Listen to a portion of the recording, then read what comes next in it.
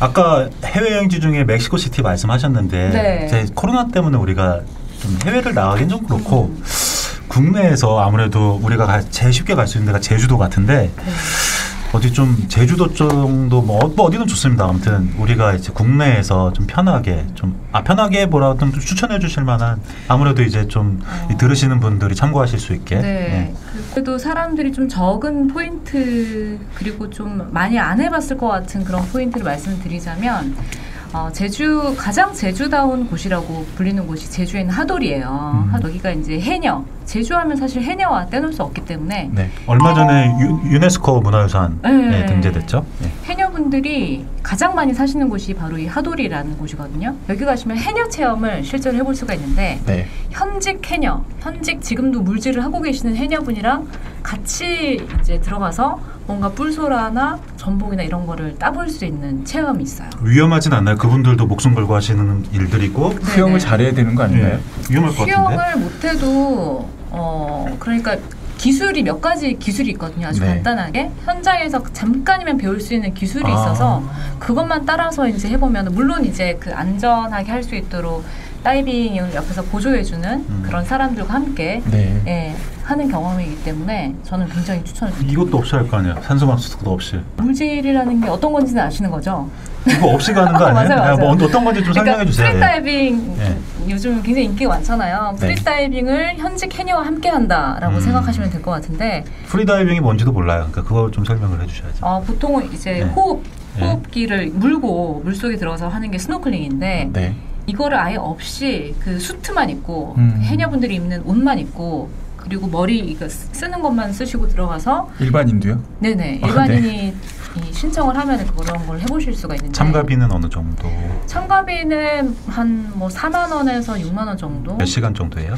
한두 시간 정도 했던 것 같아요. 2시간 정도 하는데 그 물질을 현직 해녀와 함께 하고 나서 따온 거를 밖에 나와서 바로 싱싱한 그것들을 바로 이제 회로 먹을 수 있는 그런 체험인데 그런 거 못 따도 상관없어요. 같이 단체로 들어가기 때문에 그분들이 꼭 이렇게 문어 한 마리씩은 이렇게 또 같이 나눠 무임승차자들이 꽤 있을 것 같은데.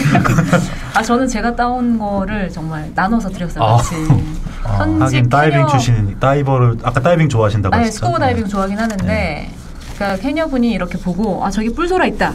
한번 따와봐. 이러면은 같이 들어가는데 우물쭈물 잘 못 들어가세요. 그러면 제가 이렇게 기다렸다가 미어캣처럼 기다렸다가 들어가서 다 따왔었는데 그래서 해녀분이 깔때기가 좀 심한 거 서울에서 그런 쓸데없는 일 하지 말고 내려와서 나랑 같이 물질이나 하자 이렇게 현직 해녀분께 영입 제의를 받았던 그런 체험. 연봉이 또 다른 직업으로 우리가 연결이 되는데 제가 들어갔는데 지금 하는 일보다 훨씬 나을 것 같더라고요. 경제적으로. 수입적으로? 네, 수입적으로. 그래서 최근에 광추. 젊은 해녀들이 많이 생겨나고 있다고 하더라고요. 제주로 이사 가시는 거예요 이제? 그거 아니 뭔가 따뜻하게 계속 감싸주시더니 오늘 아니 이사 가시려는 마음 진짜 있으신가 해서 여쭤본 거예요. 근데 저는 가끔 가서 좀 즐기다 오는 게 좋은 여행인 것 같아요. 거기서 살고 싶지는 않고. 네네네네네. 네. 아르바이트 정도는. 해녀는 조금 부담스러워할 만한 사람들도 좀 있을 것 같고 조금 제주도 가서 좀 쉽게 접근할 만한 뭐 다른 건 없을까요? 나는 물에 들어가는 게 너무 두렵다 하시는 분들은 해녀의 삶을 연극식으로 볼 수 있는 체험이 있어요. 제가 퇴사 직전에 마지막 책에 소개했던 이렇게 또 책 소개를 하시는 건가요? 파리도 보통은 한 사람이 가면은 안 받아주거든요 해녀 체험을. 왜냐면은 현직 해녀들이 물에 들어가야 될 인건비가 안 나오기 때문에 그래서 최소한 2명 이상 가야 되는데 하돌이는 가능한 곳이에요. 한 명도? 네. 그래서 제가 참여를 할 수 있었어요. 단체 손님 중에 제가 한 명이 들어가서 그럼 망태기 이렇게 들고 사진 찍고 뭐 이런 거를 같이 진행하고 물에 들어갔다가 나와서 그걸 회차 먹고 발음이 좀 이상한데 어쨌든 그런 경험을 할 수 있다면 근데 나는 물 들어가는 거 너무 무섭다 하시는 분들 있잖아요. 그런 분들이 가실 만한 곳이 바로 종달리 가시면은 거기 해변 자체도 너무 아름답잖아요. 근데 그 방파제에 가면은 극장이 있어요. 극장이 무슨 쌀창고 같은 극장이 이렇게 있는데 거기 문을 이렇게 열면은 그 연극을 할 수 있는 스테이지가 나옵니다. 그리고 한쪽 편에는 앉아가지고 레스토랑 음식을 코스별로 먹을 수 있는 테이블이 이렇게 마련이 돼 있고 오픈 키친에서 요리를 하는 거를 거기서 먹을 수가 있는데 들어가서 이제 그 해녀의 삶을 한편의 연극으로 꾸민 거예요. 그래서 그 뭐 10살 때부터 물질을 해서 뭐 바닷속에서 동료 해녀가 죽는 경험 그런 거를 눈으로 직접 보고 해녀를 하기 싫어서 집을 나왔는데 네. 아버지한테 다시 머리채 잡혀서 뭐 다시 해녀 일을 하고 그걸로 온 식구를 이제 먹여 살리고 뭐 이런 삶을 실제로 그 삶을 사셨던 할머니가 연극에 함께 출연을 해요. 한예종 배우들과 현직 해녀가 함께 출연하는 그 연극을 통해서 이 제주 해녀의 삶을 또 보고 나면은 그분들이 직접 낚아올린 또 그런 제주의 로컬 해산물들로 차려진 코스 요리를 먹는 프로그램인데 이게 단돈 5만 원. 단돈은 아닌 것 같은데? 아, 단돈? 근데 뭐 레스토랑 그렇죠. 코스 요리인데 사실은 맞아요. 5만 원이라고 하면 그것도 그 정도의 어떤 공연과 같이 음식을 먹는데 5만 원 정도면 그렇죠. 굉장히 괜찮은 것 같아요. 제가 좀 없는 사람이라 죄송합니다. 매번 매진이더라고요. 인기가 너무 많아서. 근데 아무래도 평일 공연을 잡으시면은 조금 더 예약하기가 편리하실 것 같아요. PPL은 아닌데 네. 그 레스토랑 이름 좀 말씀해 주세요. 그 레스토랑 이름은 해녀 제가 지금 갑자기 생각이 안 나는데 그럼 저희 편집하시는 분께서 나중에 하나 좀 제가 좀 사심을 가득 담아서 네. 하나 좀 여쭤볼게요. 네네. 저도 이제 5살짜리 아들이 있는데 네네.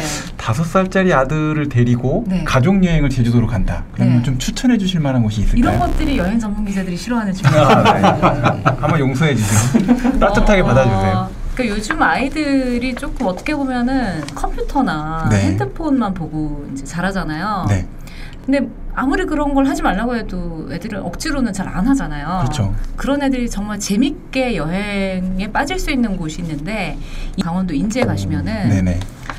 여기가 이제 그 팜핑이라고 해가지고 캠핑과 농장이 합쳐진 네, 팜핑이라는 그런 걸 하는 데가 있어요. 네네. 여기는 들어갈 때 농산물을 수확하는 만큼 돈으로 대신할 수 있는 그러니까 뭐 5,000원이다 그러면은 5,000원어치 수확하면 5,000원치를 제가 일을 하는 거예요 실제로. 예. 근데 그거를 직접 하면서 뭔가 아이들과 함께 흙을 손에 묻히는 경험도 해볼 수가 있고 또 바깥에서 뭔가 정말 힘들게 농사지어서 먹는 그런 소중함 이런 네. 것도 아이들과 함께 좀 체험을 해볼 수 있고 인제 쪽에 겨울 여행지로 정말 좋은 게 네. 그 자작나무 숲이 인제 쪽에 있잖아요. 거기도 같이 가셔가지고 이렇게 한 바퀴 돌아보시고 네. 도깨비 찍었던 곳에서 이제 사모님이랑 같이 손도 한번 이렇게 잡아보시고 이렇게 하면 너무 좋지 않을까. 그 팜핑장 경험을 좀 추천을 해드리고 싶어요. 그래도 어찌됐든 기자 생활을 하다 보면 뭐 법적 소송이나 이런 데 휘말리지는 않았겠지만 주변에서 봤을 수도 있고 나 법적으로 이런 조언을 좀 받고 싶다. 뭐 혹시 그런 거 있을까요? 예를 들어서 연예인 관련 네. 얘기들이나 이런 것들 할 때 굉장히 좀 부담스러운 면이 있는 게 소송을 하겠다 이런 네. 식으로 전화를 많이 받거든요. 예를 들어서 뭐 걸그룹을 대상으로 어떤 프로그램 만들었는데 그 걸그룹 전 소속사에서 전화를 해서 네. 뭐 그런 사실이 없다. 허위사실 6% 고소하겠다. 네. 뭐 이런 식의 전화가 온다든지 네. 아니면은 이혼을 한 전 남편한테서 전화가 와서 네. 이 연예인이 이런 기사에서 이런 얘기를 했는데 이것도 고소하겠다. 네. 뭐 이런 식으로. 그게 팩트임에도 불구하고. 네, 그렇죠. 방송에서는 이미 다 나갔던 아이템을 저희가 이제 기사로 소개를 하잖아요. 보통 프로그램 같은 거 소개를 할 때 그런 경우들이 좀 종종 있거든요. 네. 그럴 때는 어떻게? 일단 두 가지가 좀 약간 상반되는 상황이 될 것 같은데요. 소속사가 있었던 연예인들이 문제가 돼서 나왔던 내용에 관련해서는 이제 팩트인지 여부에 따라서는 문제가 될 수도 있고 안 될 수도 있는 상황으로 보시는 게 더 맞을 것 같아요. 근데 팩트라고 하셨거든요. 그래 팩트라고 한 사실로 이제 명확하게 정리가 된다고 한다면 그 자체는 사실 보도의 필요성이 있는 부분들이 되기 때문에 그 자체를 갖고서는 이제 뭐 명예훼손이 된다든지 손해배상에 직접적인 책임을 져야 된다라는 배상 판결이 나오기 쉽지가 않을 것 같은데 이혼 관련해서는 조금 요즘 좀 신경을 쓰셔야 될 게 가사소송법상에 형사처벌 조항이 있어요. 그래서 소송의 대상이 됐던 그러니까 물론 협의이혼 이런 것들은 약간 좀 얘기가 다른데 이혼 소송, 가사 소송, 형태로 소송 절차로 해서 법원에서 진행됐던 내용에 대해서는 보도하는 것에 대해서 놀랍게도 형사처벌 조항이 있어요. 와우. 저 철컹철컹 될 수 있는 거예요? 네, 철컹철컹까지 하는데 잘 보통 그걸 문제 삼지는 않는데 최근에 이제 변호사들이 그걸 문제 삼으려고 해요. 그런 조항을 적용하려고. 꿀 정보인데요. 진짜. 그런 게 한 가지가 몰랐어. 있고요. 두 번째로는 이제 어떠한 매체에서 한번 다뤘던 주제다라고 했는데 다른 매체에서 또 다룬다. 네. 이건 사실은 당하는 사람 입장에서 봤을 때는 새로운 형태의 공격이에요. 맞은데 또 맞는 거지. 사실. 우리는 이미 보도됐던 거니까 상관이 없다고 생각하는데 그렇죠. 그쪽에서는 그렇게 생각해요. 네, 새로운 것으로 봐서 새로운 공표다라고 볼 여지가 있기 때문에 그 점에 있어서는 좀 주의를 하실 필요가 있어요. 그래서 어떤 프로그램에서 다뤘는데 거기는 문제가 안 됐어. 사실은 그분이 그냥 참고 있는 걸 수도 있거든요. 그랬다가 이거가 문제가 되면서 여기를 어떻게 보면 좀 한번 싸워볼 만하다라고 한다면 여기를 공격할 수 있는 형태가 될 수도 있어서 네. 그거는 조금 좀 주의를 하실 필요가 있는 것 같아요. 오늘 변호사님 뵌 아주 꿀팁이다. 가장 길게 말씀하시고 진짜 꿀팁인 것 같아요. 이건 아무도 몰랐을 것 같아요. 누가 끝나고 뭔가 명함을 받아야 될 것 같아요. 네. 네. 감사합니다. 네. 제가 생각할 때는 여러 가지 판결을 계속 보면 네. 기자가 신의를 갖고 최대한 팩트를 확인하려고 노력했던 정황이 있으면 맞아요. 법원에서도 그거에 대해서 충분히 이걸 해주는 것 같고요. 법원의 기본적인 관점은 이런 게 있는 것 같아요. 인간으로서 한계가 있다. 근데 그것을 최소한 확인하고자 하는 이 정도까지 했다면 그것을 팩트를 정확하게 확인을 못했다 하더라도 신문의 신속성, 보도의 필요성, 또 이 부분에 대한 해명의 필요성 여러 가지를 고려해봤을 때 필요성이 공익성을 충족시킨다라고 보는 부분이 생길 수 있는 이렇게 것 같아요. 말씀을 잘하시는 분이셨네. 근데 그런 게 있어요. 말씀하신 것처럼 그래서 저희가 기사 말미에 덧붙이는 게 뭐 우리는 A씨와의 인터뷰를 시도했으나 응답을 받지 않았다 이런 식의 얘기를 늘 올리는 게 그런 거였거든요. 왜냐면 우리는 시도를 했다, 노력을 했다 이런 거를 표현을 하는 거예요. 그러니까 이렇게 기자를 하다 보면 취재원들이랑 많이 갈등 관계가 있지만 가끔은 업계 내에서도 빡치는 일이 있을 수가 있어요. 그럴 수 있겠죠. 예컨대 제가 한때 영국에서 기자 생활을 한 적이 있는데 그때 영국인 남편이 한인 부인을 토막 살인 사건을 내서 제가 한국 기자로서 그걸 특종을 해서 저만 단독 보도를 했어요. 뭐 사진이든 글이든 다. 내가 현장에서 취재했어. 근데 거기 현장에서 취재도 안 한 언론사가 내가 찍은 사진은 그걸 마치 자기네 사이트에 자기가 찍은 것처럼 뭐 출처 하나도 안 밝히고 그렇게 사용하고 내가 그 기사를 우라카이라는 표현 어찌됐든 뺏겨 쓴 거예요. 딱 전화해서 언론사에 항의하고 그래가지고 그냥 사과문 정도 받는 걸로 그때는 내가 법도 모르고 하니까 뭐 하진 못했지만 그때 생각하면 또 내가 그때 법으로 어떻게 해볼 수 있지 않았을까 하는 생각이 지금 와서 또 들기도 하거든요. 질문인가요? 저작권 침해 당하신 거죠? 침해를 이유로 해갖고 손해배상을 구하실 수도 있었고 민사로. 이건 형사권은 아니죠. 저는. 형사권도 발생할 수가 있죠. 언론과 관련된 거는 사실 민사 형사가 다 들어간다고 생각하시면 좋고요. 거기 한 가지 더 들어갈 수 있는 게 행정적인 절차가 언론중재위원회가 붙잖아요. 그 세 가지 절차가 보통 동시 진행될 수 있다고 생각하시면 돼요. 뭐 더 궁금한 거 있으시면 저는 개인적으로 명함을 받아가지고 오케이. 따로 여쭤볼게요. 직업의 속사 오늘 이 정도로 마치고자 하는데요. 아무튼 저희 컨셉인 직업 다큐에 맞게 오늘 게스트인 박찬은 기자가 다양한 이야기를 깊이 있게 들려주셔서 정말 밀도 있는 시간이 된 것 같습니다. 프로 질문러다 이렇게 기대하고 왔는데 프로 답변러다 이런 생각 굉장히 많이 들었어요. 답변을 굉장히 유려하게 하시는 것 같아요. 저도 모르게 그만. 기자님은 어떠셨어요? 저는 사실은 저희 현직 선배님이셨는데 이렇게 마스크 끼시고 바나나까지 까 드시면서 저 원래 이런 사람 아닌데 맞지? 하시는 걸 보니까 굉장히 마음이 짠했어요. 그래서 뭔가 좀 더 재밌게 할 수 있지 않을까 해서 노력을 많이 했는데 어땠는지 모르겠고 어쨌든 저는 늘 얘기하는 게 여행 전문 기자가 아니라 저는 그냥 책상 걸고 여행할 정도로 여행을 좋아하는 그냥 한 사람의 라이프 스타일 전문 기자다 이렇게 설명을 드리는데 그래서 전체 직업을 혹시나 제가 대표하게 될까봐 그거는 조금 제가 조심스러운 부분이긴 하고요.